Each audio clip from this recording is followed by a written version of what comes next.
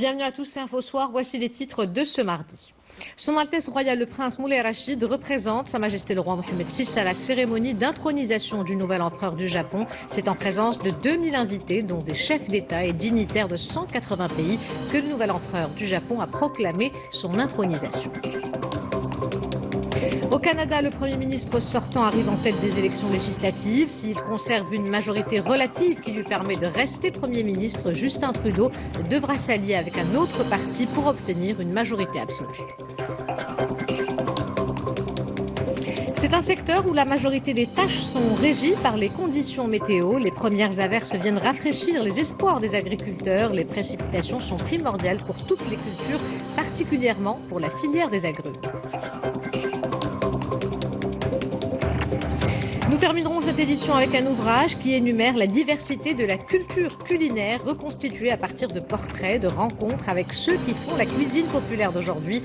3 femmes ont décidé de rendre hommage à ce patrimoine immatériel à travers un livre baptisé Street Food au Maroc. Madame, Monsieur, bonsoir. C'est en présence de 2000 invités, dont des chefs d'État et dignitaires de 180 pays, que le nouvel empereur du Japon a proclamé son intronisation, une cérémonie solennelle à laquelle a pris part Son Altesse Royale le Prince Moulay Rachid, qui représente Sa Majesté le Roi Mohammed VI.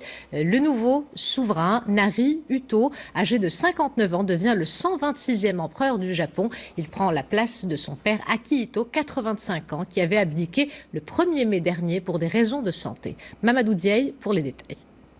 La cérémonie se déroule comme sur du papier à musique. Le 126e empereur du Japon proclame ainsi officiellement son intronisation. Selon la constitution de 1947, l'empereur représente de facto le chef de l'État et l'unité du peuple japonais. Il symbolise également l'autorité morale du pays et le gardien des traditions. Malgré la pluie qui s'est invitée à la fête, certains ont tenu à effectuer le déplacement pour célébrer le nouveau souverain. Je pense qu'il y a des coutumes que l'empereur ne peut changer et qui peuvent être laissées telles quelles. Mais à part ça, j'espère qu'ils pourront faire des changements dans tous les domaines qu'ils souhaitent. J'espère que l'empereur servira de symbole du Japon et sera confiant. L'intronisation du nouvel empereur s'est déroulée en présence de chefs d'État et de chefs de gouvernement et représentants de 180 pays, parmi lesquels le Maroc. Son Altesse Royale, le Prince Moulay Rachid, représente Sa Majesté le Roi Mohammed VI. Le tout nouvel empereur du Japon, Naruhito, âgé de 59 ans, aura pour mission principale de perpétuer l'héritage de son père. L'intronisation est aussi un moment d'amnistie au profit de plus de 500 000 détenus jugés coupables d'infractions mineures. Son Altesse Royale, le Prince Moulay Rachid, qui a pris part au palais impérial à Tokyo, un dîner offert par le nouvel empereur du Japon, Naruhito, à l'occasion de son accession au trône. Comme on le voit sur ces images, Son Altesse Royale, le Prince Moulay Rachid, a été salué par leur Majesté, l'empereur Naruhito et l'impératrice Masako.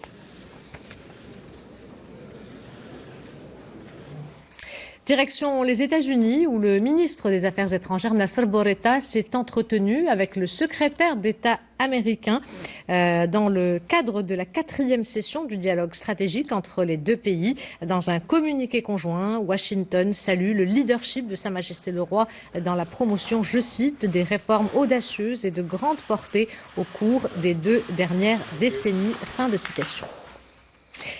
4 ans de plus pour Justin Trudeau, qui rempile pour un second mandat. Le Premier ministre sortant est arrivé en tête des élections législatives au Canada. S'il conserve une majorité relative qui lui permet de rester Premier ministre, Justin Trudeau devra s'allier avec un autre parti pour obtenir une majorité absolue. Le point avec Mamadou Diaye. Justin Trudeau reconduit pour un second mandat. Une réélection pas sans frayeur. Son parti remporte 157 sièges à la Chambre des communes sur les 338. Une victoire sur le fil, mais le Premier ministre a de quoi garder le sourire. Nous allons travailler pour vous rendre la vie plus abordable. Nous continuerons à combattre le changement climatique, nous retirerons les armes de nos rues et nous continuerons d'investir dans les Canadiens.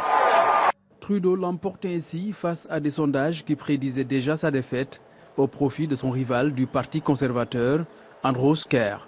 Ce dernier reconnaît sa défaite malgré une percée au niveau du vote populaire, soit près de 2 longueurs d'avance sur les libéraux. Mon message ce soir est que la force de notre démocratie ne se mesure pas seulement par les bulletins de vote que nous déposons, mais aussi par la façon dont nous allons de l'avant après le dépouillement. L'autre surprise de la campagne est venue du nouveau Parti démocratique. La formation a remporté 24 sièges. Jagmeet Singh est présenté comme probable futur allié du Premier ministre réélu en vue d'une majorité confortable à la Chambre des communes. Au Liban, les manifestants affichent leur détermination à ne rien lâcher avec un 6e jour de rassemblement contre la classe politique. L'annonce hier d'une série de mesures économiques d'urgence n'a pas convaincu. La rue accuse le gouvernement d'avoir laissé couler le pays. Le gouvernement libanais a approuvé hier le budget 2020 avec un déficit de 0,63% ainsi qu'une série de réformes visant à réduire le déficit budgétaire d'environ 3,4 milliards de dollars l'année prochaine. Le Liban a l'une des dettes les plus élevées au monde avec plus de 86 milliards de dollars, soit plus de 150% du produit intérieur brut.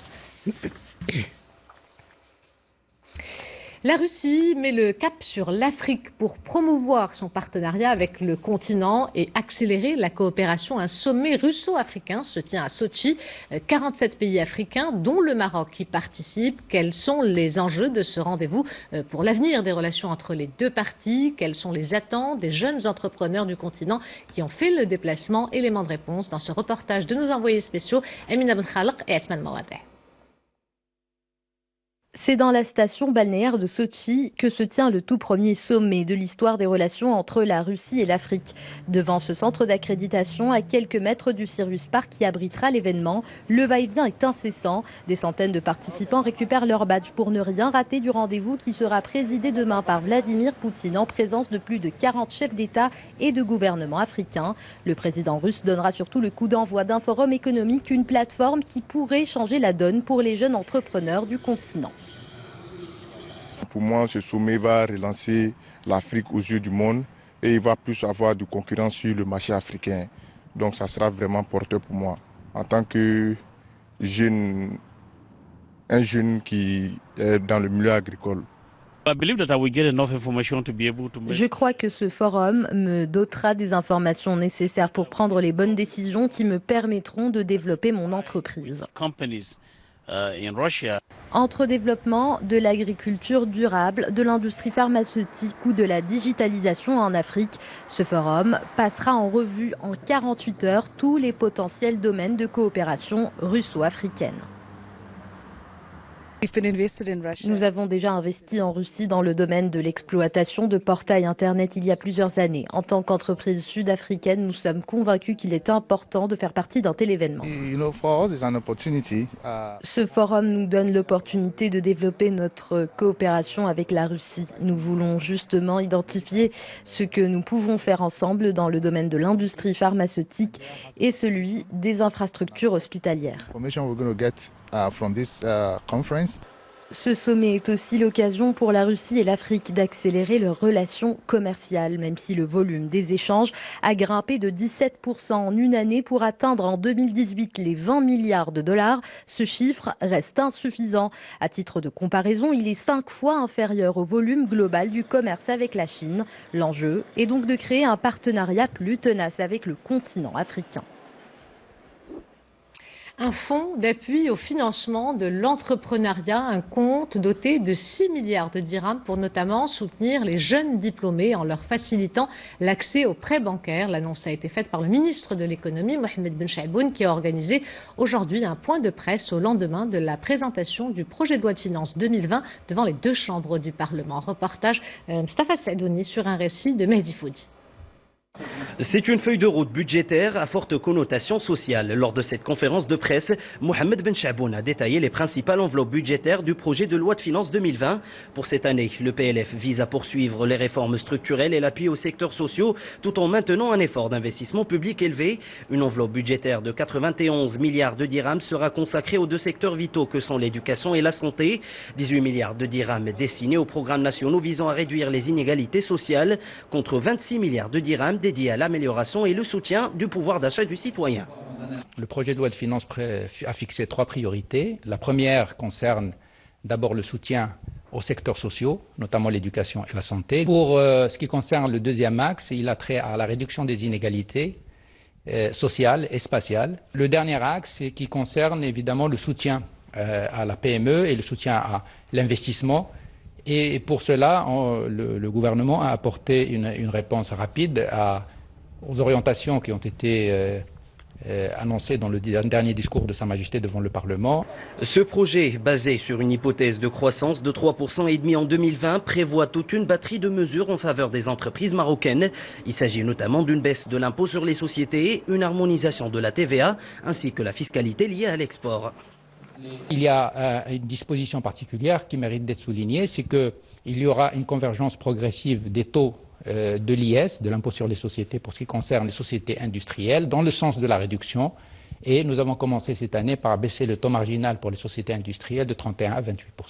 Le PLF 2020 est marqué par la création du compte d'affectation spéciale intitulé Fonds d'appui au financement de l'entrepreneuriat. Ce compte sera doté d'une enveloppe globale de 6 milliards de dirhams sur une durée de 3 ans, et ce, dans le cadre d'un partenariat avec le secteur bancaire. Cette mesure a pour objectif de soutenir les jeunes diplômés en leur facilitant l'accès aux prêts bancaires pour financer leurs projets. C'est l'un des piliers majeurs de l'économie marocaine, le secteur agricole, un secteur où la majorité des tâches sont régies par les conditions météo. Les premières averses enregistrées sur une bonne partie du royaume hier et aujourd'hui viennent rafraîchir les espoirs des agriculteurs. Les précipitations sont primordiales pour toutes les cultures et particulièrement pour la filière des agrumes. Reportage Younes Nasseri, le récit est de Sami Hals. Nous sommes dans la région de Berkane où d'importantes précipitations arrosent les champs depuis hier. Des pluies automnales bien accueillies par les agriculteurs, en particulier les producteurs d'agrumes dont la récolte est en cours de maturation. Comme vous le savez, la pluie joue un rôle primordial dans la culture des agrumes. Nous nous apprêtons à exporter et pour cela, il faut absolument que les clémentines soient arrosées. Ici, la saison agricole semble donc plutôt prometteuse. La région de Berkane est célèbre pour ses oranges et ses clémentines, mais on y trouve aussi des vignes, des amandes et des oliviers. La filière céréalière réalise aussi d'assez bons résultats. On s'apprête à semer cette année 320 000 hectares qui devraient produire plus de 2 millions de quintaux.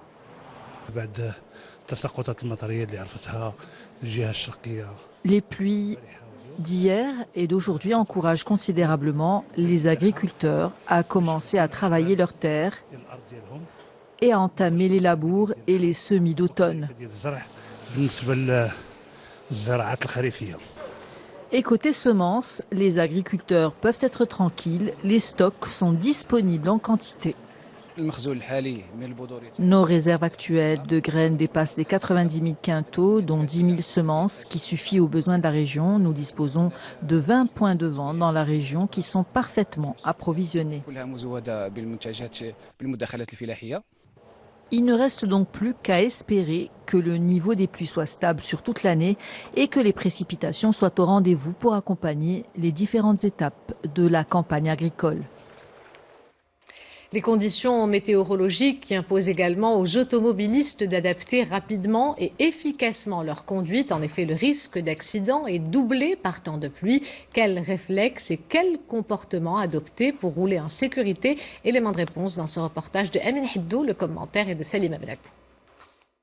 Que ce soit en véhicule utilitaire, citadine, deux roues ou poids lourd, l'attitude à adopter est pratiquement la même. Par temps de pluie, l'accélération et le freinage doivent être parfaitement contrôlés. La vitesse doit être réduite, 10 km/h en dessous de la limitation autorisée, pour minimiser les risques d'accident. J'essaie d'être prudent, je laisse une distance plus conséquente qu'en temps normal avec les véhicules devant moi pour avoir le temps de freiner. Les premières pluies sont très dangereuses, j'ai fait vérifier mes pneus et leur niveau d'usure. Comme chaque année, ils s'y attendaient avec l'arrivée des premières précipitations. Les professionnels de ce centre de contrôle technique ont travaillé d'arrache-pied pour vérifier l'état des quelques 70 véhicules qui ont défilé aujourd'hui. Les automobilistes doivent laisser une distance plus grande que d'habitude pour avoir le temps de freiner tranquillement, sinon les pneus s'usent et peuvent mettre leur vie en danger. Il faut aussi réduire sa vitesse, c'est évident. Il faut également que leurs pneus soient vérifiés et que leurs freins le soient également. Sachez que des pneus usés à 50% vous font perdre 20% d'adhérence. Autre chiffre, la pluie multiplie par 2 le risque d'accident. Et 7 fois sur 10, la principale cause est la vitesse. Alors prudence.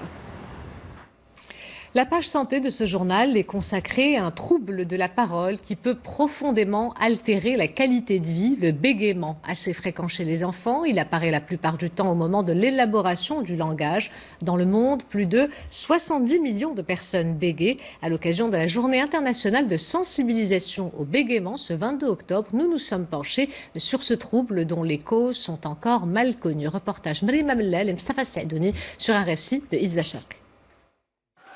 Cet enfant âgé de 5 ans souffre de bégaiement, une défaillance qui affecte le débit de la parole caractérisée par des répétitions et prolongations involontaires de sons, syllabes ou de mots et par des pauses silencieuses. Mais quelles sont les principales causes de ce trouble de la communication ? Parmi les causes de ce trouble, il y a l'hérédité, c'est-à-dire qu'un membre de la famille ou un proche souffre du même problème. Il y a aussi des causes psychologiques, notamment quand l'enfant est victime d'un choc. Cette anomalie de l'affluence apparaît essentiellement durant l'enfance et plus fréquemment chez les garçons. Il est néanmoins possible de traiter cet handicap grâce au suivi d'un orthophoniste qui propose certains exercices ciblés. La respiration est l'un des principaux points sur lesquels nous travaillons, car l'enfant souffre en général d'un problème de respiration. Il y a aussi le rythme ou encore le souffle. Le bégaiement est normalement pris en charge par l'orthophoniste et le psychomotricien. En tant qu'éducatrice, nous travaillons sous la guidance de ces thérapeutes. 1% de la population mondiale, soit 70 millions de personnes, souffrent de bégaiement. Ce trouble qui touche 5% des enfants apparaît la plupart du temps au moment de l'élaboration du langage. Nous terminons cette édition avec un ouvrage qui énumère la diversité de la culture culinaire reconstituée à partir de portraits, de rencontres avec ceux qui font la cuisine populaire d'aujourd'hui. 3 femmes ont décidé de rendre hommage à ce patrimoine immatériel à travers un livre baptisé Street Food au Maroc. Plus qu'un simple ouvrage, ce documentaire met en lumière cette passion marocaine qu'est l'art de recevoir, l'art de vivre dans toute sa générosité. Street Food a été présenté hier soir à Casablanca à l'occasion de sa sortie en librairie. Salima Ben Abou et Soumiyet Dohaimi y ont assisté. Le Bessara, Keren et boulettes de sardines. Voilà des noms qui évoquent irrésistiblement les traditions régionales de notre pays. Tout Marocain, pour peu qu'il soit gourmand, a déjà goûté à l'une de ses spécialités. Et justement, Julie Carco et Asma Chaidi se sont emparés de ce patrimoine culinaire populaire pour en faire la trame de leur dernier ouvrage. L'aventure commence à Tanger par la traditionnelle merienda de Tétouan, se poursuit avec les escargots de la place Jamal Fna, une halte à Tinrir pour y goûter le mtfoun, et plus au sud à Dakhla, le tiebdien, le couscous d'Erlaoui règne en maître. Au fil des pages gourmandes, le lecteur découvre aussi qui se cache derrière les petites mains de la cuisine de rue. Je voyage pas mal et c'est vrai que c'est un domaine qui m'intéresse parce qu'il est toujours source de plein de rencontres et d'une grande authenticité dans la manière de découvrir un pays nouveau, une région nouvelle. Et on est allé à la découverte. On est allé à la découverte et on a toujours eu des très belles surprises et les gens nous ont accueillis vraiment. C'était tout dans les lumières, les couleurs, les gestuels, c'était passionnant, franchement passionnant. On cherchait toujours un petit peu les spécialités. Et puis des rencontres humaines magnifiques, vraiment, avec des personnes qui nous ont vraiment touchés. Le magasin de poissons. C'est de ces rencontres, une cinquantaine, avec les artisans de la street food marocaine, qu'est né cet ouvrage. 5 d'entre eux ont fait le déplacement hier depuis leur région natale pour assister à la présentation du livre. La cuisine populaire est chargée d'histoire, sans oublier qu'elle profite à des milliers de familles. Je suis très fière de ma participation. Cette initiative va sans aucun doute encourager toutes les personnes qui le lisent, mais aussi les touristes, je l'espère, à nous rendre visite et à nous rencontrer. Elles ont goûté mes boulettes de sardines, c'était il y a 1 an. Elles m'ont dit que c'était délicieux et m'ont soumis l'idée de m'accorder une page dans leur livre. Vraiment, je ne les ai pas prises au sérieux et quelques mois plus tard, j'ai reçu un coup de téléphone. Je n'y croyais toujours pas, je suis très heureuse. Street Food est en librairie, l'occasion de découvrir la cuisine de rue marocaine dans toute sa richesse et sa diversité. Un tour du Maroc de la restauration sur le pouce. Seule mise en garde, en tournant les pages de ce livre, vous allez très vite saliver. Avant de nous quitter, je vous rappelle l'une des principales informations de ce journal. C'est en présence de 2000 invités, dont des chefs d'État et dignitaires de 180 pays, que le nouvel empereur du Japon a proclamé son intronisation. Une cérémonie solennelle à laquelle a pris part son Altesse royale le prince Moulay Rachid, qui représente Sa Majesté le roi Mohammed VI. Le nouveau souverain Naruhito, âgé de 59 ans, devient le 126e empereur du Japon. Il prend la place de son père Akihito, 85 ans, qui avait abdiqué le 1er mai dernier pour des raisons de santé. C'est la fin de cette édition. L'information se poursuit sur notre site 2m.ma et sur l'application My2M. Le prochain journal El Messaïa vous sera présenté par Hicham Rafaoui. Quant à moi, j'aurai le plaisir de vous retrouver demain à 20h15. En attendant, portez-vous bien et excellente soirée à tous.